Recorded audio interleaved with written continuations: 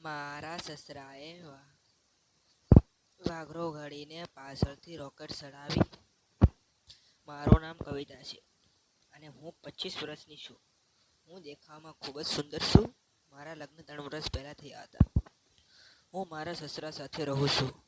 મારા પતિ સામાન્ય રીતે કામમાં એટલા વ્યસ્ત હોય છે કે તેઓ ઘરે 2 થી 3 દિવસ આવતા હોય છે. અને ઘણી વખત તો તેઓ 7 દિવસ સુધી ઘરની બહાર જતા રહે છે. મારા લગ્નને હજુ તો 3 વર્ષ થયા છે, પરંતુ તેઓ મારા પ્રત્યે કોઈ આકર્ષણ નથી. ના તો તેને મારા પ્રત્યે કોઈ પ્રેમ છે, જેના કારણે તે કામની અંદર વધુ ધ્યાન આપતા હોય છે.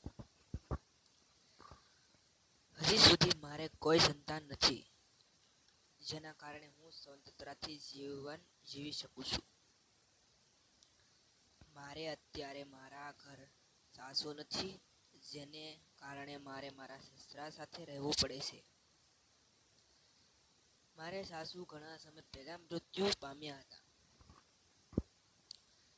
મારા સસરા મને હેરાન નથી કરતા, પરંતુ ઘણી વખત તેની વાત કરતા હોય છે ત્યારે મને પણ રડવું આવી જતું હોય છે. અત્યારે તેઓ એકલા છે અને તેના સમયની અંદર મારી પણ કેટલીક કલ્પનાઓ હોય છે. તેને હું ઘણી વખત મારા પતિ વિશે વાત કરતી હોઉં છું કે તે આવું કરે છે, મને આ સમસ્યા છે, અને તેને કારણે તે મારા પતિને સમજાવતા પણ હોય છે, પરંતુ તે માનતા નથી અને તેના કારણે મને પણ ઘણું દુઃખ લાગે છે. પરંતુ હવે ધીમે ધીમે મને મારા સસરા ખૂબ ગમતા ગયા હતા અને મેં નક્કી કર્યું કે હવે તો મારે બુઢા માટે કંઈક કામ કરવું પડશે.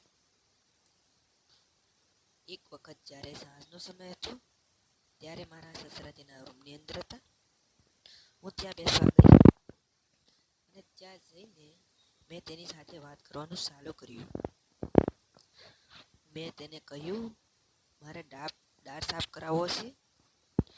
મારે તે સાફ કરવાની ઈચ્છા છે અને કોઈ પણ મારી મદદ કરતું નથી અને તમારા દીકરા પણ મારી મદદ કરતા નથી. તો શું તમે મદદ કરી શકશો? આ સાંભળીને તે મારી સામે જોઈ રહ્યા. મને થયું કે મદદ માંગવામાં મેં ભૂલ કરી છે. જો મારા પતિને આ વાત કરશે તો તેમને ઘરની બહાર ધક્કા મારીને કાઢી મૂકશે. પરંતુ ત્યારબાદ તેઓ મન મારી સામે હસી પડ્યા અને તેણે કહ્યું કે હા, હું તમારી મદદ જરૂર કરીશ અને હું તમારી મદદ કરું છું તે વાત કોઈને ખબર ના પડવી જોઈએ અને હું તમારો દાઢ એકદમ ચોખ્ખો કરી નાખીશ, કારણ કે મને દાઢ સાફ કરવાનો ઘણો બધો અનુભવ છે. આથી હું ખૂબ જ ખુશ થઈ ગઈ, કારણ કે મારું કામ પણ થઈ જશે અને તે એક અનુભવી માણસ પણ હતો અને ઘરની વાત તે ઘરમાં રહેશે. સાફ કરવાનું આયોજન કરી નાખ્યું હતું. એવો સમય થયો એટલે અમે બંને બોલાવી હું તેમને નજીક ગઈ. હાથમાં તેણે સાફ કરવા માટે મને એક નાનો એવો પાઇપનો ટુકડો હાથમાં આપ્યો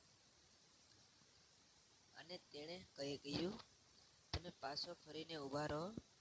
મારે તો મારા કામથી મતલબ હતો, એટલે હું પાછો ફરીને ઊભી રહી. પછી તેણે પાછળથી દાઢ સાફ કરવાનું શરૂ કર્યું. ઘણા સમયથી કોઈ સાફ નહોતું કર્યું, એટલો દારૂ ભરાઈ ગયેલો હતો. પણ શરૂઆતમાં જ તે સસરા અનુભવી કારીગર હતા. તેમણે સતત થાક્યા વગર 35 મિનિટ સુધી લોખંડના ટુકડાથી દાઢ સાફ કરતા રહ્યા. હું પણ તેમને મદદ કરી રહી હતી.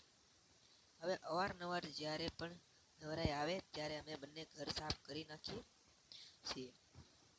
હવે દાળમાં ખૂબ જ મીઠું પાણી આવી ગયું છે.